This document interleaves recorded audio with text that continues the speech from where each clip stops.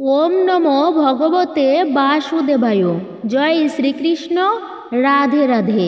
সনাতন হিন্দু ধর্মে দ্বাদশ পূর্ণিমার মধ্যে একটা শ্রেষ্ঠ অন্যতম পূর্ণিমা হচ্ছে এই দোল পূর্ণিমা তিথি।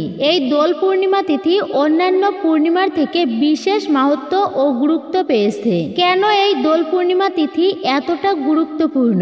ফাল্গুন মাসের এই দোল পূর্ণিমা তিথিতে শুধু যে রাধা কৃষ্ণ তা কিন্তু নয়, এই একটাই পূর্ণিমা যেখানে মহাদেব এবং পার্বতী মা বিশেষভাবে জড়িত রয়েছে। 2025 সালে দোল পূর্ণিমা তিথি কবে পড়েছে? পঞ্জিকা অনুসারে দোল পূর্ণিমার সঠিক এবং পূর্ণাঙ্গ সময়সূচি 2025-এ দোল পূর্ণিমার দিনে পড়েছে বছরের প্রথম চন্দ্রগ্রহণের ছায়া। তাই দোল পূর্ণিমাটিকে কিভাবে পালন করবেন আপনারা? আদেও কি পালন হবে দোল পূর্ণিমা? দোল পূর্ণিমার দিন রাধা কৃষ্ণের পূজা কিভাবে করবেন? রাধা কৃষ্ণকে এই দিনে প্রসন্ন করতে কোন রঙের আবির এই দিনে লাগাবেন আপনারা? দোল পূর্ণিমার দিনে আপনারা ভুলেও করবেন না এই 5টি কাজ। তাহলে ভগবান শ্রীকৃষ্ণ এবং রাধারানীর কৃপা ও আশীর্বাদ থেকে বঞ্চিত হবেন আপনারা। নমস্কার, আমি দীপা। দেশ ও দেশের বাইরে থেকে যে সকল দর্শকেরা এই মুহূর্তে ভিডিওটি দেখছেন তাদের প্রত্যেককে সুস্বাগত জানাচ্ছি রায়কিশোরী দীপা অর্থাৎ সনাতন ধর্মীয় তথ্যমূলক চ্যানেলে। আমি সর্বদা চেষ্টা করি সনাতন ধর্মের এরকমই সকল গুরুত্বপূর্ণ বিষয়গুলি আপনাদের সামনে উপস্থাপন করতে। সনাতন হিন্দু ধর্মে দোল পূর্ণিমার বিশেষ গুরুত্ব এবং মাহাত্ম্য রয়েছে। এই দোল পূর্ণিমা হলো রাধা ও কৃষ্ণ গোপিকাদের মিলন উৎসব। দ্বাপর যুগে রাধা কৃষ্ণ এবং গোপিকারা এই দোল পূর্ণিমা তিথিতে দোল উৎসবটি পালন করেছে, আর তখন থেকেই দোল উৎসব পালিত হয়ে আসছে। অনেকে আবার এই উৎসবকে বসন্ত উৎসবও বলে থাকে। আবার অনেক জায়গায় এটি হোলি উৎসব নামেও পরিচিত। 2025 সালে দোল পূর্ণিমা কবে পালন করবেন? তার পূর্ণাঙ্গ সময়, হোলিকা দহন বা নেড়া পড়ার শুভ সময় কখন? এছাড়া এই দিনে গঙ্গা স্নানের শুভ সময়ই বা কখন? এরই পাশাপাশি শ্রী শ্রী সত্যনারায়ণের পূজার শুভ সময় কখন থাকছে এবং এই দোল পূর্ণিমার তিথি কখন শুরু হচ্ছে এবং কখন শেষ হচ্ছে? এছাড়া এই দিনে রয়েছে প্রথম চন্দ্রগ্রহণ। 2025-এ দোল পূর্ণিমার দিনে চন্দ্রগ্রহণ কখন শুরু? চন্দ্রগ্রহণে দোল পূর্ণিমা। দোল পূর্ণিমার দিনে আপনাদেরকে কি কি নিয়মবিধি মেনে চলতে হবে এবং কোন কোন কাজগুলি ভুলেও করবেন না, বিস্তারিত জানতে পারবেন আমাদের আজকের এই ভিডিও থেকে। অত্যন্ত গুরুত্বপূর্ণ হতে চলেছে আমাদের আজকের এই ভিডিওটি, যা প্রত্যেকের জানা অতি দরকারি। আশা করছি আপনি উপকৃত এবং সমৃদ্ধ হবেন। যদি ভালো লেগে থাকে অবশ্যই একটি লাইক করবেন। কমেন্টে ভক্তি, ভালোবাসা ও শ্রদ্ধার সহিত জয় শ্রী রাধা কৃষ্ণের জয় অথবা আপনার ইষ্ট দেবতার নামটি একটি বারের জন্য হলেও লিখে জানাবার জন্য অনুরোধ রইল। আর যদি আপনি আমাদের চ্যানেলের নতুন দর্শক হয়ে থাকেন তবে বিনীত অনুরোধ করব চ্যানেলটি অবশ্যই সাবস্ক্রাইব করবেন। পাশে থাকার নোটিফিকেশন বেল বাটনটি অল করে দিবেন। অবশ্যই একজন সনাতনী বোনকে আপনারা প্রত্যেকেই সাপোর্ট করবেন। বিশেষভাবে অনুরোধ করব ভিডিওটি শুরু থেকে শেষ অবধি অবশ্যই দেখবেন। বৈষ্ণবদের মতে ভগবান শ্রীকৃষ্ণ আবির দিয়ে রাধারানীর এবং অন্যান্য গোপিনীদের সঙ্গে রং খেলায় মেতেছিলেন দ্বাপর যুগে। সেখান থেকেই দোলযাত্রার শুরু। এছাড়া 1886 সালে 18ই ফেব্রুয়ারি দোল পূর্ণিমার তিথিতে মহাপ্রভু শ্রী চৈতন্যদেবের জন্ম উৎসবকে কেন্দ্র করেও এই মহা উৎসব, যা দোল উৎসব, পালন করা হয়ে থাকে।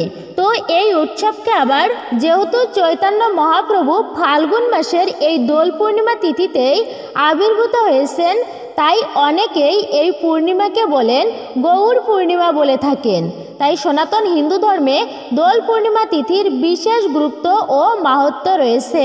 প্রতি বছর ফাল্গুন মাসের পূর্ণিমা তিথিতে দোল উৎসব পালিত হয়। 2025-এও তার অন্যথা একদমই নয়। 2025 এই বছর দোল পূর্ণিমা পড়েছে ইংরাজির 14ই মার্চ 2025 এবং বাংলার 29শে ফাল্গুন 1431, শুক্রবার দিন। দোল পূর্ণিমা তিথি শুরু 13 মার্চ 2025 এবং বাংলার 28 ফাল্গুন 1431 বৃহস্পতিবার দিন। এই দিন সকাল 10:22 থেকে শুরু এই দোল পূর্ণিমা তিথি এবং এই দোল পূর্ণিমা তিথি সমাপ্ত হবে 14 মার্চ 2025 এবং বাংলার 29 ফাল্গুন 1431 শুক্রবার দিন সকাল 11:34।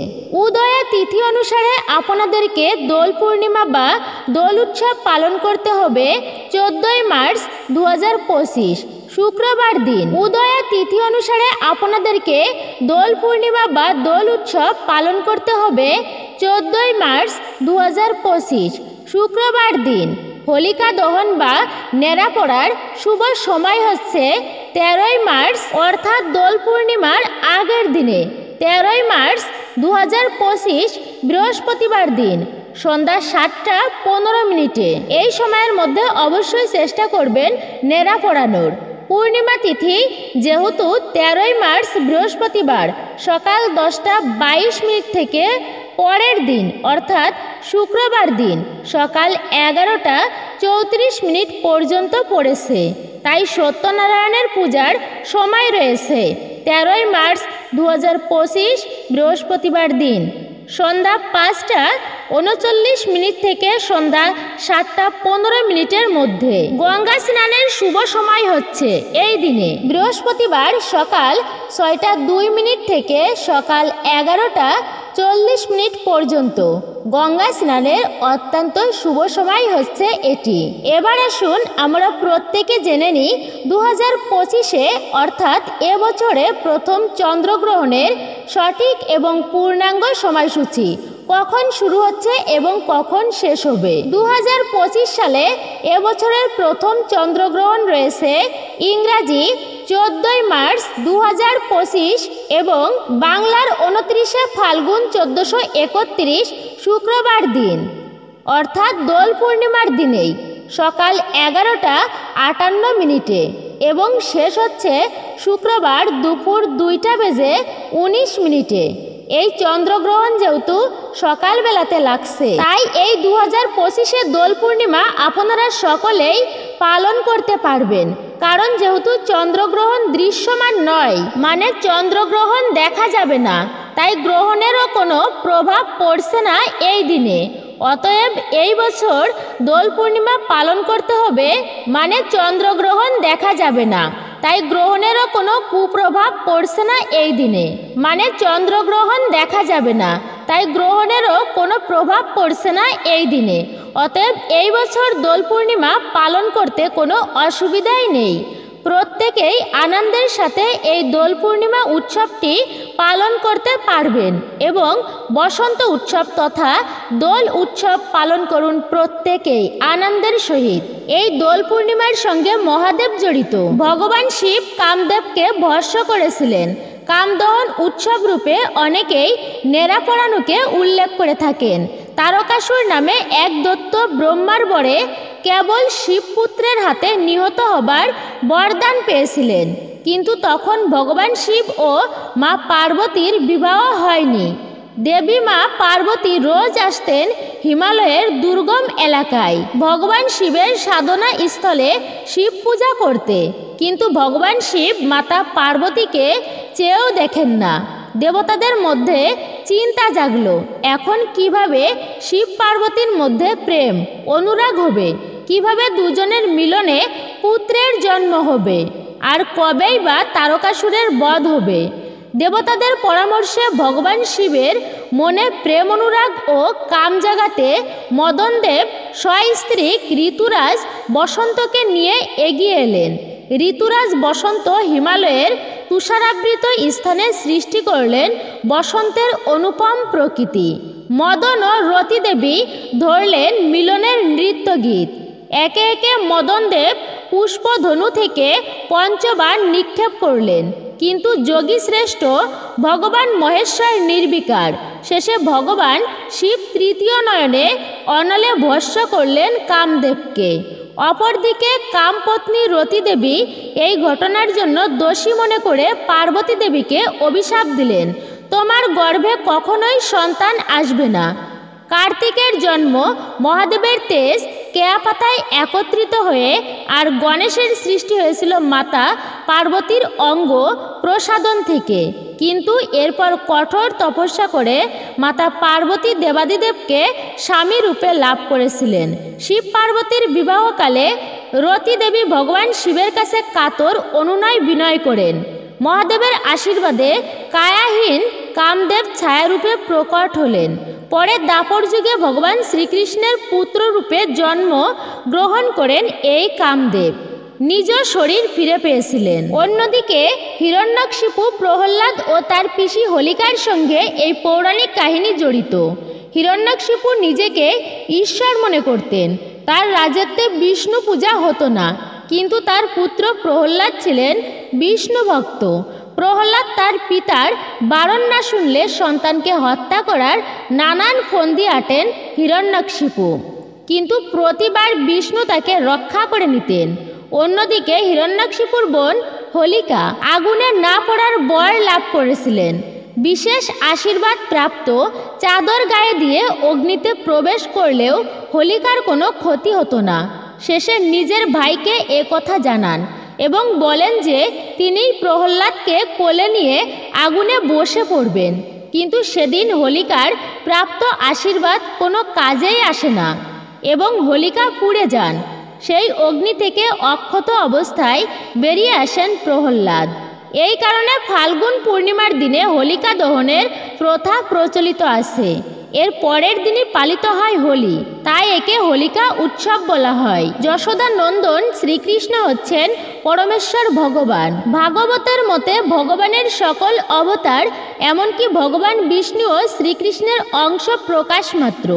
যেহেতু কৃষ্ণই হচ্ছেন সমস্ত অবতারের উৎস, সেহেতু শ্রীকৃষ্ণের মধ্যে সকল অবতারগণ অবস্থান করেন। তাই যখন ভগবান শ্রীকৃষ্ণ অবতীর্ণ হন তখন সমস্ত অবতারের গুণাবলী নিয়েই আবির্ভূত হন, তাই তাকে অবতারই বলা হয়। ব্রহ্মার একদিনে 432 কোটি বছরে একবার মাত্র শ্রীকৃষ্ণ এই ধরাধামে আবির্ভূত হন। পরমেশ্বর ভগবান শ্রীকৃষ্ণের অপ্রাকৃত ধাম বৃন্দাবন গোকুলে শ্রীকৃষ্ণ বাল্যলীলা প্রদর্শন করেন। প্রকৃতপক্ষে গোকুল মহাবন নামে পরিচিত। গাভী, গোবৎস ও গোপীগণ এই ধামে অবস্থান করার ফলে এই মহাবন গোকুল নামে খ্যাত। শাস্ত্রে বর্ণিত রয়েছে যে শ্রীকৃষ্ণের পিতা নন্দ মহারাজের 9 লক্ষাধিক গাভী ছিল। ভগবান শ্রীকৃষ্ণ সকল গাভীর নাম জানতেন এবং কোনো গাভী যদি দৃষ্টির অগোচর হতো তৎক্ষণাৎ তিনি গাভীটির নাম ধরে ডাকতেন। সাথে সাথে গাভীটি ভগবানের সম্মুখে এসে উপস্থিত হতো। গোকুলে ভগবান তার বাল্যলীলায় বহু অসুর বধ করেছিলেন। সেই সকল চমকপ্রদ লীলার মধ্যেই একটি হচ্ছে পুতনা বধ লীলা। আর তার মধ্যেই হচ্ছেন এই দোল পূর্ণিমা তিথিতে বধ হয়েছিলেন পুতনা রাক্ষসী। সত্যযুগে শ্রী বলি মহারাজের গুরু যখন শুক্রাচার্যের আজ্ঞা অনুসারে দান প্রদান করেছিলেন, তখন শ্রী ভগবান দান গ্রহণ করবার জন্য বামন রূপ ধারণ করে ধরাধামে অবতীর্ণ হন। বামনদেবকে দর্শন করে শ্রী বলি মহারাজের কন্যা রত্নমালা মনে মনে বলতে লাগলেন, আহা কি সুন্দর এই বালক! যদি তিনি আমার পুত্র সদৃশ্য হতো তাহলে আমি তাকে বক্ষে ধারণ করে মুখে স্তন পান করাতাম। তার কিছুকাল পরে বলতে লাগলেন যে এই বামন আমার পিতার নিকট ত্রিপাদ ভূমি গ্রহণ ছলে সর্বোচ্চ হরণ করেছে। অতএব এইরূপ বালক যদি আমার হতো তবে তাকে আমি বিষ মিশ্রিত করে স্তন পান করিয়ে মেরেই ফেলতাম। বামনরূপী হরিও পরম ভক্তিমতী বলি কন্যাকে মনে মনে বরদান করলেন যে তোমার মনোবাঞ্ছা পূর্ণ হোক। পরবর্তীতে দাপর যুগে সেই বলি মহারাজের কন্যা পুতনা নামে মথুরায় কংসের অনুচরী হয়ে জন্মগ্রহণ করলেন।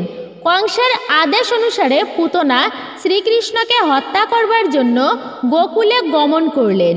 সেখানে গিয়ে পুতনা তার বিষ মিশ্রিত স্তন্য পান করিয়ে অনেক শিশুর জীবন নাশ করে। জাদুবিদ্যার প্রভাবে অতি রূপবতী রমণীর রূপ ধারণ করে পুতনা যশোদা মায়ের ঘরে প্রবেশ করল। মৃদু হাস্য ভুরু ভঙ্গি করে সে সকলের দিকে তাকাতে লাগলো এবং সমস্ত ব্রজবাসীরাই তার রূপে মোহিত হলো। শিশু ঘাতিনী পুতনা দেখতে পেল যে শ্রীকৃষ্ণ একটা শয্যার উপর শুয়ে আছে। একটা ছোট্ট শিশুর মতো কৃষ্ণ তার চোখ দুটি বন্ধ করলেন, যেন তিনি পুতনার মুখ দর্শন করতেই চাইলেন না। শ্রীকৃষ্ণ যখন তার চোখ বন্ধ করলেন, পুতনা তখন তাকে কোলে তুলে নিল। পুতনা তার স্তনে এক তীব্র বিষ লাগিয়ে এসেছিল এবং শিশু শ্রীকৃষ্ণকে কোলে নিয়েই সে তৎক্ষণাৎ তাকে তার স্তন দান করল, যাতে সেই স্তন পান করা মাত্রই তার মৃত্যু হয়। শ্রীকৃষ্ণ ক্রুদ্ধভাবে তৎক্ষণাৎ সেই স্তন গ্রহণ করে দুগ্ধরূপী বিষের সঙ্গে পুতনার প্রাণবায়ু শোষণ করে নিলেন। তখন সেই রাক্ষসী পুতনা হাত পা ছড়িয়ে মাটিতে লুটিয়ে পড়ে আর্তনাদ করতে লাগলো। তখন সেই রাক্ষসী পুতনা হাত পা ছড়িয়ে মাটিতে লুটিয়ে পড়ে আর্তনাদ করতে লাগলো। সে বিকটভাবে আর্তনাদ করতে লাগলো এবং তার সমস্ত শরীর ঘামে ভিজে গেল। এইভাবে আর্তনাদ করতে করতে যখন তার মৃত্যু হলো, তখন প্রচণ্ড এক শব্দে নদ নদী পাহাড় পর্বত ধরণী কেঁপে উঠল। এইভাবে পুতনা রাক্ষসীর বিভীষিকা সমাপ্ত হলো। তার বিশাল শরীর পতনের ফলে 6 ক্রোশ জায়গা জুড়ে সমস্ত গাছপালা বিধ্বস্ত হয়ে গিয়েছিল। শ্রীকৃষ্ণ এতই কৃপাময় যে সেই রাক্ষসী যেহেতু তার বুকের দুধ দান করবার জন্য তার কাছে এসেছিল, তাই তিনি তার মনস্কামনা পূর্ণ করেছিলেন এবং পুতনার সেই কার্যকলাপ মাতৃবধ বলে গ্রহণ করেছিলেন। আর শ্রীকৃষ্ণের দ্বারা নিহত হওয়ার ফলে সে মুক্তি লাভ করেছিল। ভক্তেরা তাই প্রার্থনা করেন যে শত্রু ভাবাপন্ন হয়ে শ্রীকৃষ্ণকে কিছু দান করার ফলে পুতনা এরকম সৌভাগ্য অর্জন করতে পারে। তাহলে ভক্তি ভরে শ্রীকৃষ্ণের আরাধনা করলে যে কী ফল লাভ হবে সেটা কে কল্পনা করতে পারে। এই দোল পূর্ণিমা তিথিতে গঙ্গা স্নানের বিশেষ মাহাত্ম্য রয়েছে। যদি আপনাদের সম্ভব হয় আশেপাশে কোনো নদীতে গিয়ে অবশ্যই পুণ্য স্নান করবেন। আর যদি সম্ভব না হয় তাহলে আপনার বাড়িতেই স্নানের জলে কয়েক ফোঁটা গঙ্গা জল মিশিয়ে অবশ্যই আপনারা স্নান কার্য সম্পূর্ণ করবেন। আর অবশ্যই আপনার সাধ্য সামর্থ্য অনুযায়ী এই দিনে গরিব দুঃখী অভাবীদের দান করবেন। এই দিনে আপনি শারীরিক জটিলতা থেকে মুক্তি পেতে গোলাপ ও বাতাসার টোটকা পালন করুন। এই টোটকা পালনের জন্য প্রয়োজন কয়েকটি বাতাসা ও একটি গোলাপ ফুল।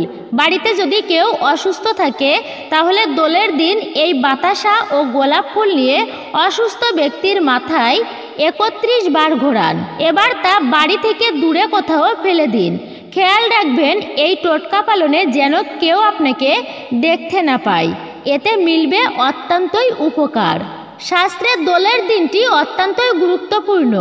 এই দিন যে কোনো সমস্যা থেকে মুক্তির জন্য টোটকা পালন করতে পারেন। মনস্কামনা পূরণের জন্য হোক কিংবা আর্থিক অনটন দূর করতেই হোক, টোটকা পালন করতে পারেন। এই দিন মনস্কামনা পূরণের জন্য হোলিকা দহনের আগুনে ময়দা অর্পণ করে মনের কথা বলুন। তেমনি আর্থিক অনটন ঘোচাতে হোলিকা দহনের আগুনে সুপারি ও নারকেল অর্পণ করুন। তেমনি রাশি অনুসারে বেছে নিন হোলির রং, এতে মিলবে উপকার। নিয়ম মেনে হোলি খেললে সকল সমস্যা থেকে মুক্তি পাবেন, সঙ্গে ঘটবে আর্থিক উন্নতি। সকলের স্বাস্থ্যের যেমন উন্নতি হবে তেমনি দূর হবে আর্থিক অনটন। দোল পূর্ণিমায় আবিরের কিছু উপায়। নাম্বার 1, দোলের দিনে লাল কাপড়ে 1 মুঠো আবির বেঁধে নিন। তারপর স্বামীর মাথা থেকে ঘুরিয়ে জলে প্রবাহিত করে দিন। নাম্বার 2, দোলের দিনে রাধাকৃষ্ণের পায়ে আবির নিবেদন করলে দাম্পত্য সুখ বজায় থাকে। নাম্বার 3, দোলের ঠিক একদিন আগে কালো কাপড়ে অল্প লাল আবির বেঁধে শয়ন কক্ষে বিছানার তলায় রেখে দিন। সন্ধ্যাবেলায় মেরা পড়ার সময় সেই রঙের পুটুলিটি আগুনে নিক্ষেপ করুন। নাম্বার 4, দোলের দিনে আবিরের মধ্যে 1 টুকরো কর্পূর মিশিয়ে নিন। তারপর স্বামী স্ত্রী সেই আবিরটিকে অশ্বত্থ গাছে বেঁধে আসুন। নাম্বার 5, দোল পূর্ণিমার দিনে স্বামী স্ত্রী কালো কুকুরকে অল্প আবির লাগান ও খাবার খাওয়ান। নাম্বার 6, দোলের দিনে গরুর পায়ে আবির দিন। গরুকে গুড় রুটি খাওয়ান, এর ফলে স্বামী স্ত্রীর মধ্যে ভালোবাসা বৃদ্ধি পাবে। নাম্বার 7, দোল পূর্ণিমার দিনে 2টি অশোক পাতা নিন। একটিতে হলুদ আবির দিয়ে স্বস্তিক চিহ্ন আঁকুন ও অপরটিতে জীবনসঙ্গীর নাম লিখে নিজের ইষ্ট দেবতার পায়ে নিবেদন করুন। এর ফলে তার আশীর্বাদ আপনার সঙ্গে থাকবে ও জীবনে উন্নতি হবে। নাম্বার 8, দোলের আগে শ্রী গণেশের পুজো করুন, এর ফলে বাড়ির বাস্তুদোষ দূর হবে। নাম্বার 9, দোলের দিন শয়ন কক্ষে অর্থাৎ আপনারা যে কক্ষে ঘুমান রাধাকৃষ্ণের ছবি লাগালে পরিবারের সুখ সমৃদ্ধি বাস হয়।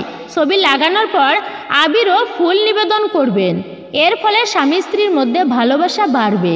নাম্বার 10, পরিবারের কোনো সদস্যর উন্নতির জন্য প্রবেশদ্বারের বাইরে উপরের দিকে সূর্যের ছবি লাগান। মনে করা হয় এর ফলে পরিবারের ইতিবাচক শক্তি সঞ্চার হয়, পাশাপাশি সমস্ত কষ্ট থেকে মুক্তি পাওয়া যায়। নাম্বার 11, দোলের দিন বাড়িতে তুলসী গাছ বা মানি প্ল্যান্ট লাগালে চমকভাবে ভাগ্য চমকে যেতে পারে। ধর্মীয় বিশ্বাস অনুযায়ী এই গাছ সৌভাগ্য নিয়ে আসে। বাড়িতে এই গাছ লাগালে গ্রহ দোষ দূর হয়। হোলি প্রসঙ্গে রাধা ও কৃষ্ণের গল্প। হোলি রাধা কৃষ্ণের প্রেমের প্রতীক হিসেবে বিবেচিত হয়। পৌরাণিক কাহিনী অনুসারে একবার বালগোপালের মাতা যশোদাকে জিজ্ঞাসা করেছিলেন কেন তিনি রাধার মতো ফর্সা নন। যশোদা রসিকতা করে বলেন, রাধাকে রং মাখালে রাধার গায়ের রং কৃষ্ণের মতো হয়ে যাবে। এরপর কৃষ্ণ রাধা ও গোপীদের সঙ্গে রঙের হোলি খেলেন এবং সেই থেকে এই উৎসবটি রঙের উৎসব হিসেবে পালিত হয়ে আসছে। আবার হিরণ্যকশিপুর পুত্র পরম বিষ্ণু ভক্ত প্রহ্লাদ ও তার পিসি হোলিকার সঙ্গে জড়িয়ে আছে, যেটা আমরা একটু আগেই বলেছি। কিন্তু প্রথম দোল রাধাকৃষ্ণ খেলেননি, খেলেছিলেন স্বয়ং মহাদেব।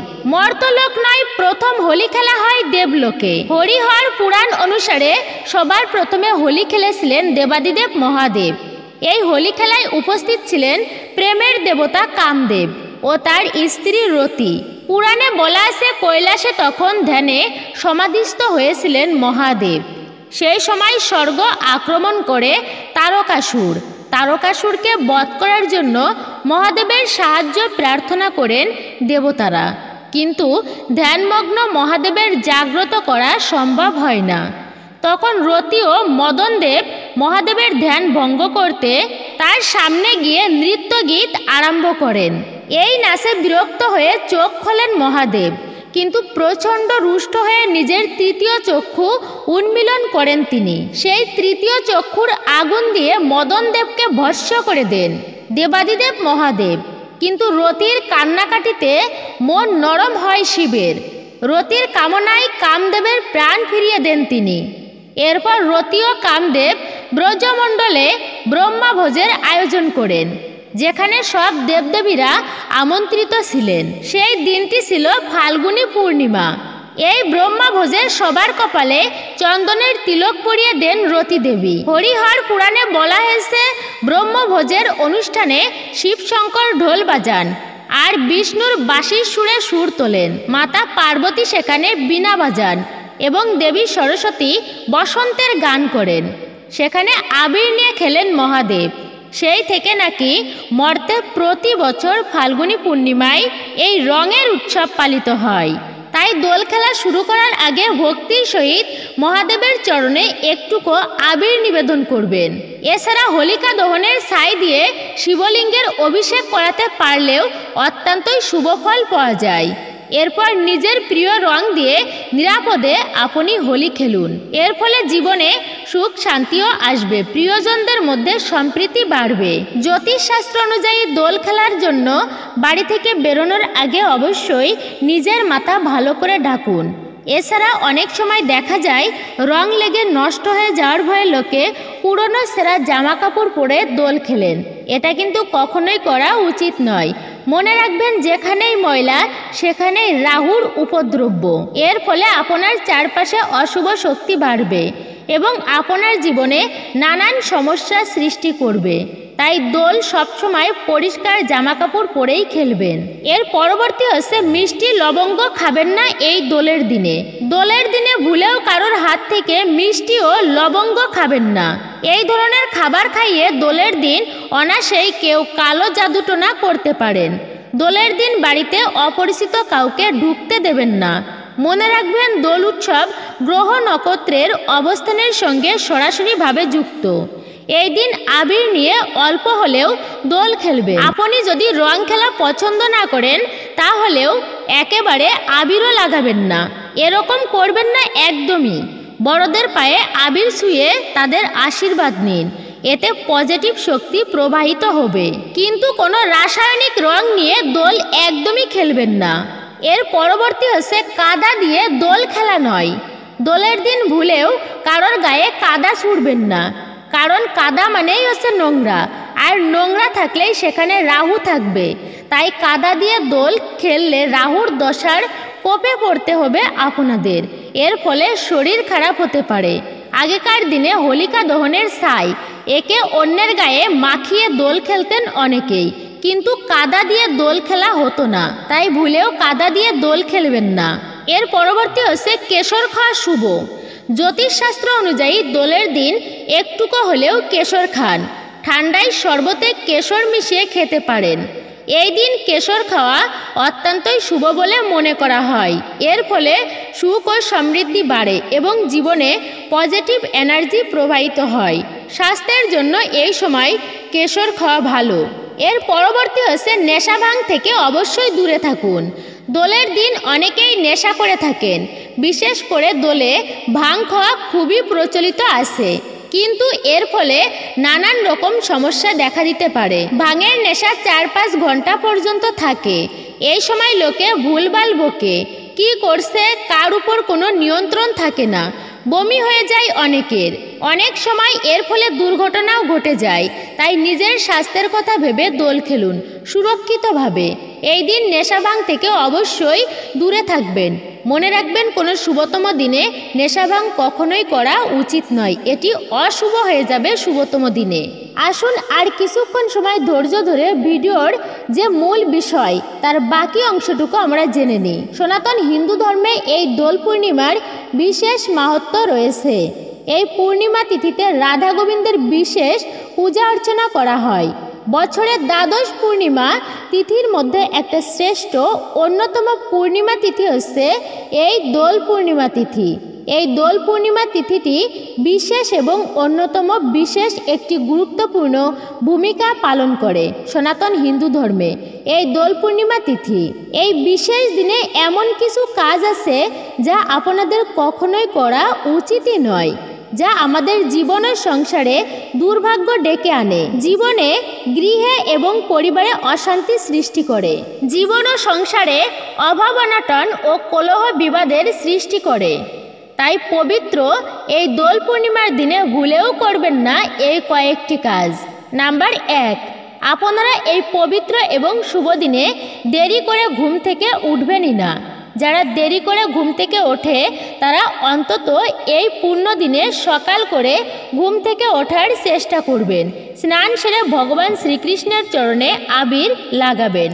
বাড়িতে যদি গোপাল ঠাকুর থাকে তাহলে গোপাল ঠাকুরকে আবির লাগাবেন এবং এরপরে ভগবান শ্রীকৃষ্ণের নাম জপ করুন। অবশ্যই জপ করতে পারেন ওম নমো ভগবতে বাসুদেবায়। এই মন্ত্রটি আপনি জপ করতে পারেন। কলিযুগের যুগধর্ম যার উপর কোনো মন্ত্রই নেই, সেই মহামন্ত্র অবশ্যই জপ করুন যতবার পারবেন মনের আনন্দে।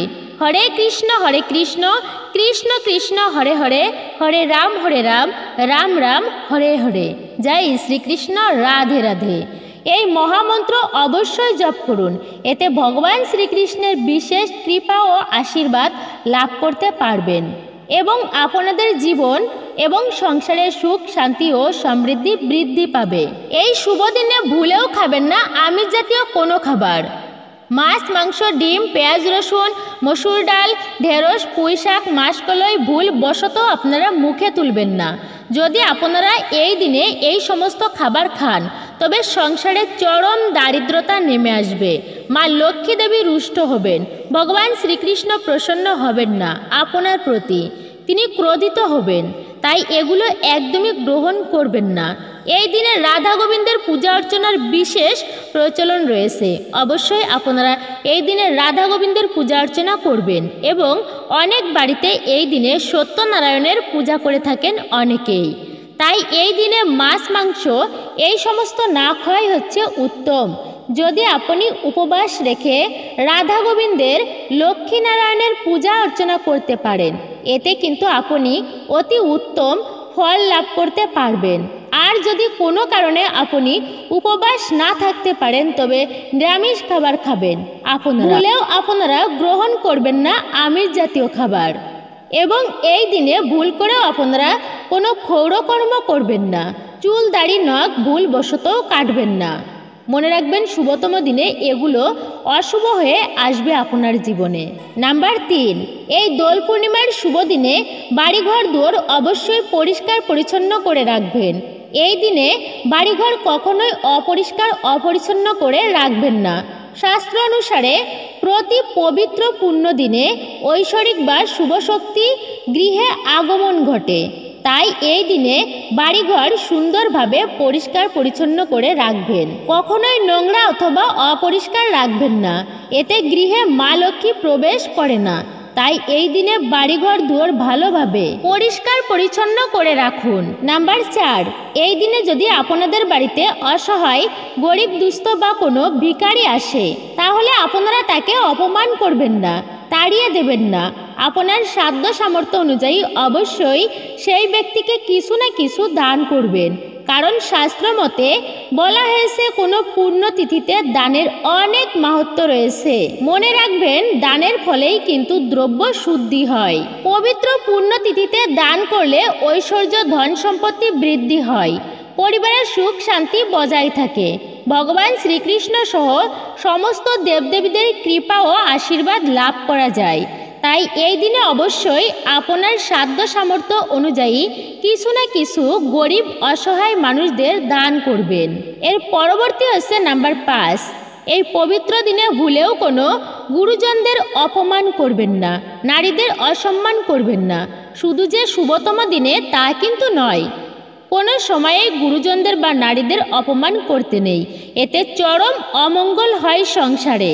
কারোর মনে আঘাত দিয়ে কথা বলবেন না, কোনো ঝগড়া কলহ চেঁচামেচি বিবাদে একদমই জড়াবেন না এই দিনে, বা কখনোই জড়ানো উচিত নয়।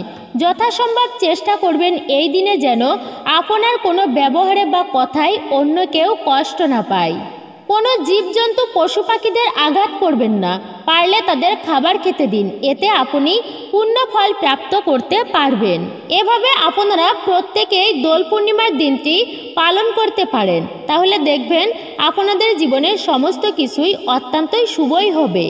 জীবনে সুখ শান্তি থাকে, অর্থ ও অন্যান্য সকল সমস্যা নাশ হবে। ভগবান শ্রীকৃষ্ণের কৃপা ও আশীর্বাদে আপনারা সর্বদাই সুস্থ থাকবেন, ভালো থাকবেন এবং অর্থ সম্পদ প্রাপ্তি করতে পারবেন। তার আশীর্বাদ ও কৃপা বর্ষিত হবে আপনাদের প্রতি সদা সর্বদাই। এই দিনে ভুল করেও কোনো অপশব্দ ব্যবহার করবেন না। পরনিন্দা, পরচর্চা, মিথ্যাভাষণ, কুটবাক্য এগুলি একদমই পরিত্যাগ করবেন এই দিনে। তাও অবশ্যই আপনারা চেষ্টা করবেন এই দিনে ব্রত পালন করা এবং রাধা গোবিন্দের পূজা অর্চনা করার। এই ছিল আমাদের আজকের ভিডিওটি। আপনার কাছে কেমন লাগলো তা কমেন্ট করে নিজের মতামত অবশ্যই জানাবেন। যদি ভালো লেগে থাকে অবশ্যই একটি লাইক করবেন। কমেন্টে ভক্তি, ভালোবাসা ও শ্রদ্ধার সহিত জয় শ্রীকৃষ্ণের জয়, জয় রাধারানীর জয় অথবা আপনার গুরুদেবের নামটি একটি বারের জন্য হলেও লিখে জানাবার জন্য অনুরোধ রইল। চ্যানেলে নতুন হলে অবশ্যই চ্যানেলটি সাবস্ক্রাইব করবেন, পাশে থাকা নোটিফিকেশন বেল বাটনটি অল করে দিবেন। সনাতনী বোনকে অবশ্যই সাপোর্ট করবেন। সকলে ভালো থাকুন, সুস্থ থাকুন, পরম করুণাময় ঈশ্বরের অশেষ কৃপায়।